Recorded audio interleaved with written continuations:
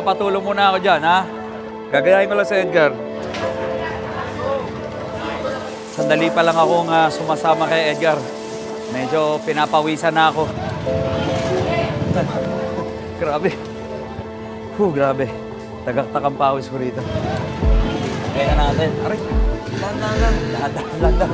Ako, dalawang kamay na. Si Edgar, isang kamay lang. Ay, ito, mabigat to. Tigsi 50 kilo bawat banyera ng iba't ibang klaseng isda. Yan ang ginagawa ng mga batilyo araw-araw dito sa Malabon Fishport. Sakit na siya sa kamay, ah.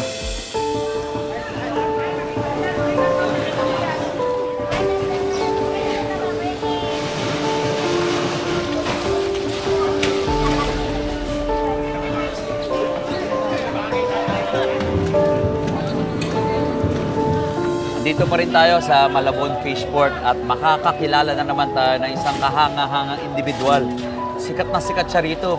Ang tawag sa kanya rito ay Little Giant kasi biruin mo naman, 30 years na siya nagtatrabaho rito bilang batilyo.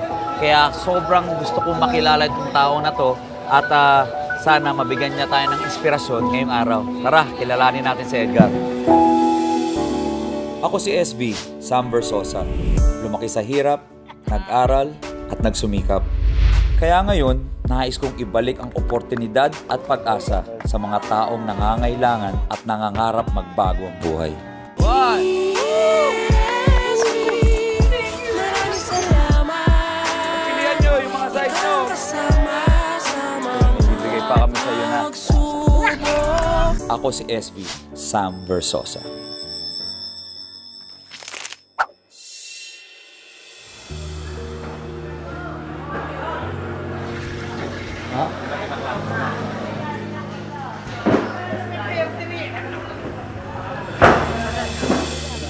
Sa kalagitnaan ng pahinga namin ni Leo sa Malabon Fishport, may isa pang individual ang pumukaw sa aking atensyon. Kagaya ni Leo, naiiba rin ang lalaking ito kumpara sa mga kapwa niya batilyo. Maliit man ang tindig, batak naman ang pangangatawan. At gaya ng naipamalas na sa akin ni Leo nung gabing yun, tiyak ako na ang individual na ito ay may pagbihira ring kwento. Leo, kilala ba siya? Batilyo rin ba siya? Si Edgar, oo. Ha? Pwede mo akong pakilala sa kanya? Pwede. Ha? Kanina ko pa siya napapansin eh. Si Edgar yan. Ha? Pakilala mo ako. Okay lang? Musta ka? Edgar. Ha? Okay. Ako si SB. Sam Versosa. Ha? Edgar. Batilyo ka rin ba rito?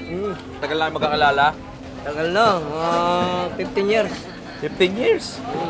Pansin ko, parang medyo yung iba rito dito mga kasama nyo, lalaki. Kayang-kaya ba? Kayang-kaya nyo sabayan yung mga malaki katawan tatangga dito? Ganun talaga hanap buhay rito. Kung hindi ka mag-hanap buhay, wala na mayayari.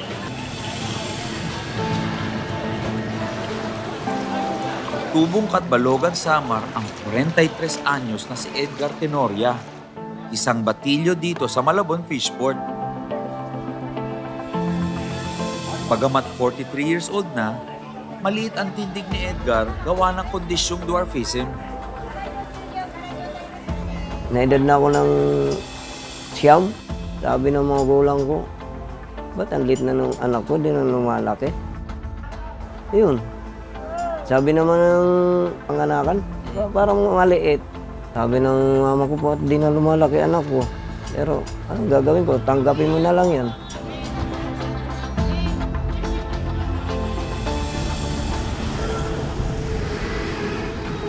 Edad 15 anyos nang mapadpad dito sa Malabon City si Edgar.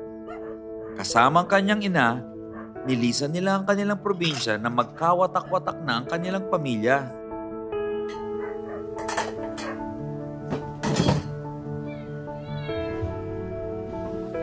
Dahil walang pinag-aralan, agad na sumabak sa pagtatrabaho si Edgar, matustusan lang ang sarili. May kasama ako sa batilyo, pinasok ako dyan. Sabi ko, anong gagawin ko? Mag-atak-atak ka lang daw ng banyera. May bumili, dadakutin mo, tapos lagay mo doon sa timbangan.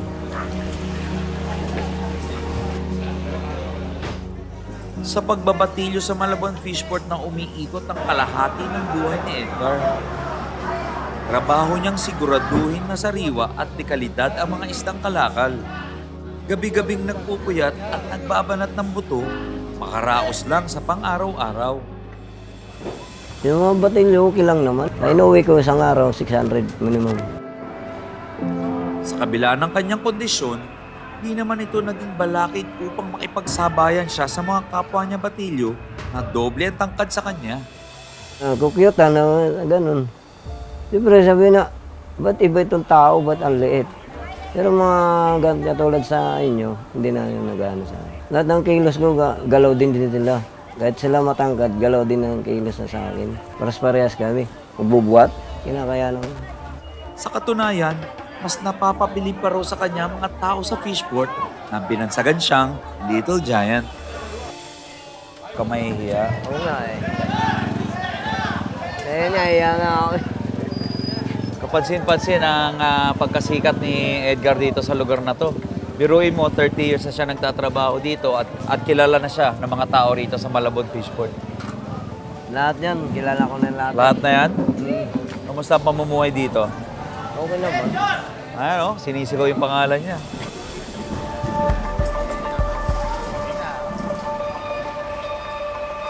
Oras ng bagsakan noon sa Malabon Fishport. Kaya bumalik din kagad si Edgar sa kanilang pwesto matapos ang saglit naming kamustahan. Ako po si Sam, SB. Kamusta? Ano pala yung tindahan nyo? Ano mga kalimitang binabagsak dito? Sari-sari po yung mga isang Palawan, Mindoro, Batangas. Buong Pilipinas dito binabagsak. At dahil tambak na kagad ang gawain, napagdesisyonan ko ng tulungan na rin sa pagtatrabaho si Edgar. Papatulong muna ako dyan, ha? Gagayahin ko lang sa Edgar. Turo nyo sa akin, ha? Saan yung malalaki? Muli na namang mapapasabak sa pagbabatilyo at puyatan ng inyong Kuya SB. Sandali pa lang akong sumasama kay Edgar. Medyo pinapawisan na ako. Ako, 2 kamay na. Si Edgar, 1 kamay lang.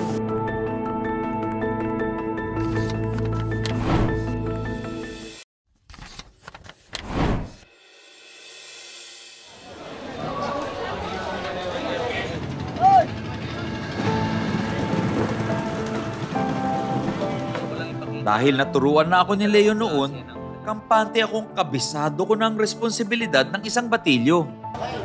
So ito, una natin gagawin, isa-sizing natin. Andito yung pinakamaliit, ito yung pinakamalaki. Ito, medium. O sige. Nakikita nyo, tawag din sa istang to, hapon, galing Mindoro daw. Ito yung pinakamalaking mga size, dito nilalagay. Ito yung medium, ando naman yung mga pinakamaliliit. So, isa to sa mga trabaho ng mga batilyo, sinasizing nila o kinaklase nila, depende sa size. Pero syempre, may sariling diskarte rin si Edgar na kanyang itinuro sa akin. So ito, isa-sizing na naman natin. Nakakaano rin siya, ha? May parang ba ng paghawak? Wala naman. Kasi minsan natutusok ako ha? Saan? Sa ulo. Okay. Sa may mata daw ang hawak para hindi ka maano. Ito, may kabigatan din ang mga kalakal na sinasizing namin. Di na ako nagtataka kung bakit pala batak na batak ang katawan ni Edgar. Matapos ang sizing, rekta na sa timbangan ng mga kalakal. Ako, 2 kamay na. Si Edgar, 1 kamay lang. Ilan yan? 63. Grabe. Sandali pa lang akong sumasama kay Edgar. Medyo pinapawisan na ako. At marami pang parating na isda, marami pa siyang ikaklase at marami pang titimbangin. Ay, ito, mabigat to. Kaya.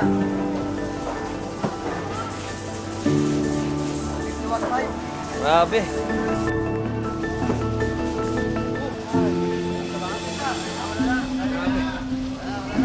Tuloy-tuloy ang bagsak ng mga kalakal. Kaya rat-rat din kami sa pagkayod ni Edgar. Lalagay na natin. Aray.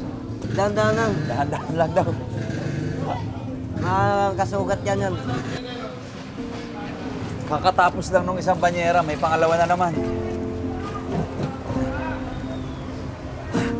Nakuha na ba yan? Halos walang tigil ang pagdating ng mga isda rito. Ano Edgar, kaya ba? Kaya! Kaya pa, o tuloy-tuloy. Mas mura ang isda kung diretso mong bibilin sa mga fishport. Kaya naman, pakyawan ang kalakalan dito. Ano itong binibili mo? Dito ka. Ha? Dalagang lapad? Oo. Saan mo ito dinadala? Ang dami nitong binibili mo. Sa Marikina. Taga Marikina pa si Kuya. Bumibili siya nitong isda. Ang tawag nila rito, lapad. So, namamakyaw siya rito. Banye-banyera yung binibili niyang isda, tapos dadali niya ng Marikina para ibenta. Bilib din ako sa mga kababayan natin, no? Talagang aga-aga, nagnenegosyo na. Sa tagal na niyang nagtatrabaho bilang isang batilyo, di ko maiwasang tanungin si Edgar kung dito na lang ba sa fishport nagtatapos ang kanyang ambisyon sa buhay. Ano ba pangarap mo para sa sarili mo? Ito ng pangarap ko. Mga isdaan na talagang pangarap ko, sir. Nakikita mo ba yung sarili mong ginagawa to hanggang pagtanda? Oo naman. Ha? Oo naman. Dito Kakayanin pa ba ng katawan? Pero sa totoo lang, sa pagtatrabaho at pagpupuyat gabi-gabi na lang idinaraan ni Edgar ang pag-iwas sa lumbay. Tuloy-tuloy lang daw ang trabaho. Lalo na't ang tunay niyang pangarap ay tila imposible na maging realidad. Ang mabumuli ang kanyang pamilya. May pangarap din ako, kaya lang hindi ko man maabot. Sana nga kung magbabalikan kami, kung tatanggapin mo niya ba ako. Iya. Ganun ang pangarap ko na lang. Iskasawin ko na lang anak ko.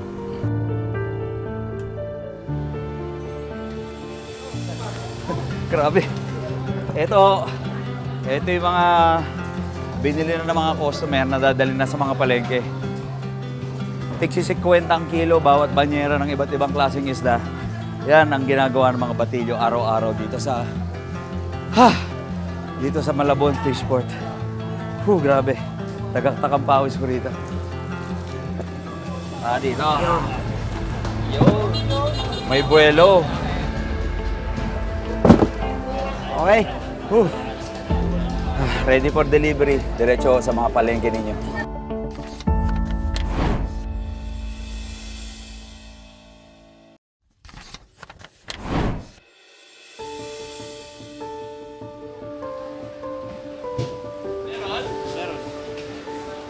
Tila walang katapusan ng trabaho ng isang batilyo dito sa Malabon Fishport. Di ka pa nakakapagpahinga, may panibago ka na agad na gawain. Pag marami, mahirap din. Pag mabili, yan, hindi ka na makakaupo, hindi ka na makahinga. Hihinga ka na mga alas 4, pauwi na kayo, yun na hihinga mo. Kasi lahat yan, gagalawin mo eh. May bibili, iskasuhin mo talaga. Kaya pa. May gagawin pa tayo mamaya. No. Nag-uumpisa pa lang yung araw namin pero halos ubos na yung lakas ko. Marami pa daw gagawin, sabi ni boss. Halos mamandid na ang braso ko. Pero tuloy-tuloy pa rin ang bagsak ng kalakal. Pero si Edgar, baliwala lang ang pagod. Dito ba? Kaya, Gar? Paano ba? Okay, paano ito kinakarga? Dito, yan. Dito. Yun. Yun. May buwelo. Okay.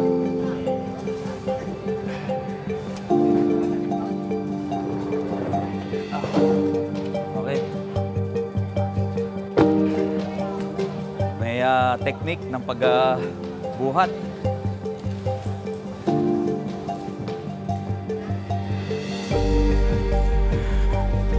Sakit na siya sa kamay, Dito ko naramdaman ang matinding pagkahapo.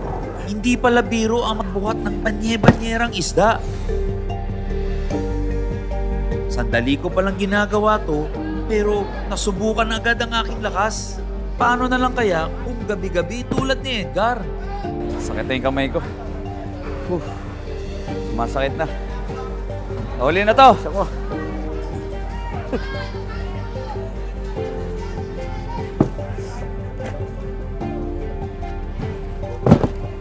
Okay. Ready for delivery. Diretso sa mga palengke ninyo. Yan ang ginagawa ng mga batilyo araw-araw. Nakakahanga ang lakas at determinasyon ng mga batilyo kagaya ni Edgar. Marami pa sana kaming trabaho. Pero huminto muna kami saglit ni Edgar dahil oras na para ituloy ang mission ko noong gabing iyon. Grabe, Edgar. Grabe. Kita ko kung gaano ka kasikat dito, ha. Talagang hanga yung mga tao sa'yo. Ha? Oo. Yung ginawa natin, halos hindi ko pa natatapos yung araw, talagang tumatagak-tak na yung pawis ko para sa'yo. Parang walang-wala lang, ha. Sanayan na yan. Sanay ka na. Actually, medyo nahihilo na nga ako, Kaya sabi ko sa kanila, baka pwedeng tumigil muna tayo para makausap ka. Opo. Gusto kong sabihin sa'yo na sa maikling panahon na nakilala kita at nakasama kita rito sa Malabon Fishport, napahanga mo ko. At gusto ko rin sabihin sa'yo na nandito ka sa programang Dear SB. Itong programang to, nagpapakita ng mga storya ng mga nakakabilib na tao tulad mo, na kahit na may kahirapan, medyo may pinagdadaanan sa buhay at may mga kapansanan, talagang nagsusumika pa rin. Huwag na natin to patagalin pa. Ilabas na mga handog na regalo para kay Edgar. Unang regalo namin, mga grocery po para sa inyo. Para sa buong pamilya. Okay? May regalo kaming grocery para sa iyo para makatulong naman, mabigyan ka ng ginhawa yung buong pamilya mo, mapadala mo sa anak mo. May mga grocery kaming ibibigay para sa iyo. Salamat po, sir. Ngayon lang ako nakatanggap ganyan. Tagal ng panahon. Salamat, sir. Ngayon lang ba? Hindi pa tayo tapos. Unang regalo pa lang yan. Kasi balita ako, sa bahay mo medyo sira-sira na yung electric fan mo. Kaya may konti kaming dagdag para sa bahay mo. May mga brand new electric fan tsaka mattress para sa'yo. Para may laman yung bahay mo, mabigyan ka ng konting ginhawa. Ilabas na yung mga bagong regalo natin, pati mga mattress. Salamat. Yan regalo ng Dear SB para medyo maibsan yung pagod mo kasi sobrang nakakapagod ng trabaho mo rito. Pag uwi mo, makapagpahinga ka naman ng maayos. Kapag okay lang, sir. Ganun talaga ang hanap buhay. Dahil bilib ako sa'yo, meron pa akong special na regalo galing sa akin. Meron akong brand new cellphone para sa'yo. Regalo ko para sa'yo yan, ha? Para ma-add mo ko sa Facebook, tsaka mapanood mo ko sa Dear SB, Channel 7. Okay lang? Okay lang. Add mo ako, ha? Oo. Salamat. Walang mapagsidlan ang ngiti sa mukha ni Edgar. Kaya naman, sagarinan natin ang mga biyaya. Kumusta ang renta ng bahay mo? 2,000 isang buwan yun. 2,000 ba? O ganito, sasagutin ko na yung isang taong renta mo sa bahay mo para madagdagan ang ipon mo. Salamat, sir. Okay ba? At hindi matatapos ang programa natin sa Dear SB kung hindi ako mag-iiwan sa iyo ng special na regalo. Ito, personal na regalo ko, pero hindi ko na sasabihin sa kanila, ibubulok ko na lang sa iyo. Mag-iiwan pa ako sa iyo ng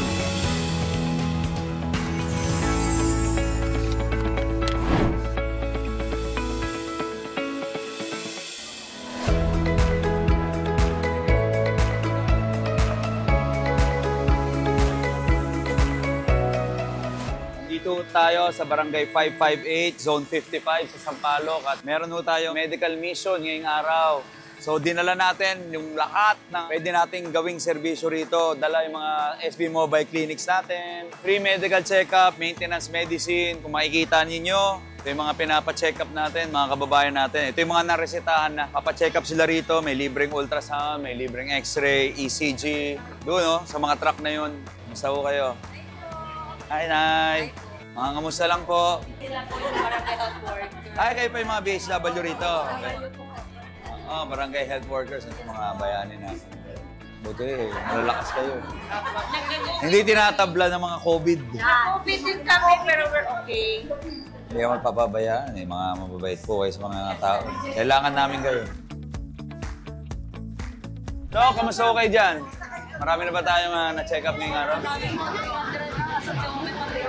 Importante, mga kalusugan muna natin. Ay, malaking bagay ito dahil unang-una, nandito ka na sa barangay mo, hindi ka na magta-travel, wala nang hassle na pagalis. And then, siyempre, yung kung may pila man, mas konti.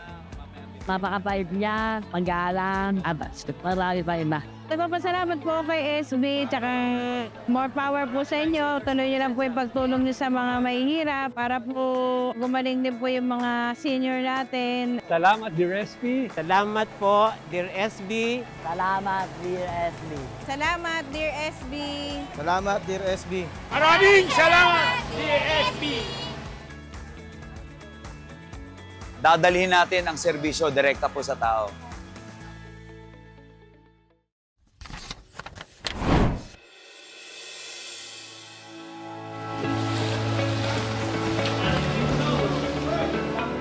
Unang regalo namin, mga grocery po para sa inyo, para sa buong pamilya. Okay?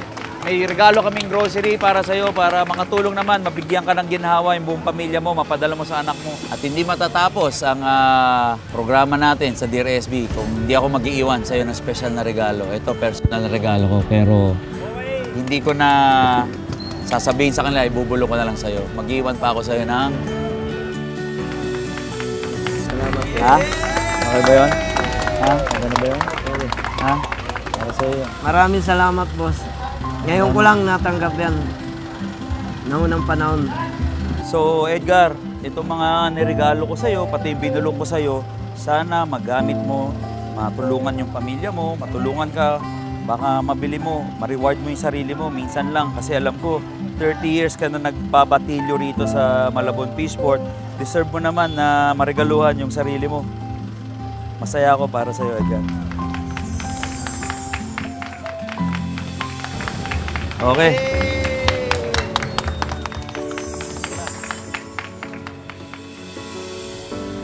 Marami sa atin ang nag-aasam na magkaroon ng maganda at masaganang buhay. Kung saan, kumpleto ang ating mga mahal sa buhay, meron tayong malakas na pangangatawan, kalusugan, at biyayang matatanggap at may babahagi sa pang-araw-araw.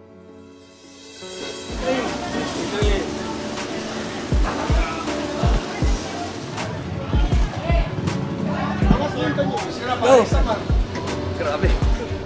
Kawatak man ng kanyang pamilya, tuloy lang sa agos ng buhay si Edgar. Hindi man niya kapiling ang asawa at anak, tuloy-tuloy pa rin ang kanyang responsibilidad at obligasyon sa mga ito.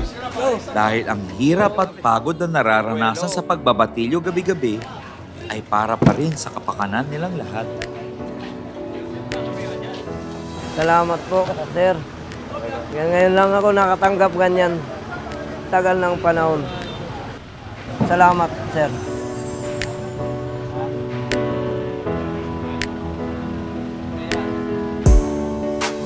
Ilang oras na rin tayo rito, matatapos na yung araw natin, pero masasabi ko lang, hanga ako sa mga kababayan natin na nagtatrabaho sa palengke, sa mga kargador dito, sa mga tindero, sa mga patilyo, at lahat na nagtatrabaho rito. Taas kamay ko sa inyo. Walang pagkain sa pagkainan o sa lamesa namin kung wala kayo. Wala nagbebenta ng mga yamang dagat ng Pilipinas at lahat yan nakakarating sa mga lamesa namin dahil sa inyo. So, saludo ako sa inyo lahat. Muli, ako si SB, Sam Versosa, at ito ang Dear SB.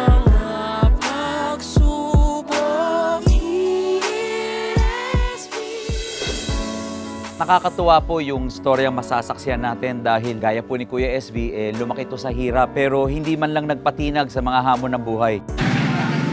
Turo mo sa akin, Jayden, ha? Sour cream, cheese, and popcorn. Yan po mga mabenta. Ayos. Baka pwede mong bilhin. 150 lang. 130, sir. Yun, no? Oh, Jayden, ilan ba nabenta mo? Nabenta ko po ay 8. 8. Dahil napabilib mo ako, Jayden, hayaan mong regaluhan ka ni Kuya SB. Paanda rin na, Ivan!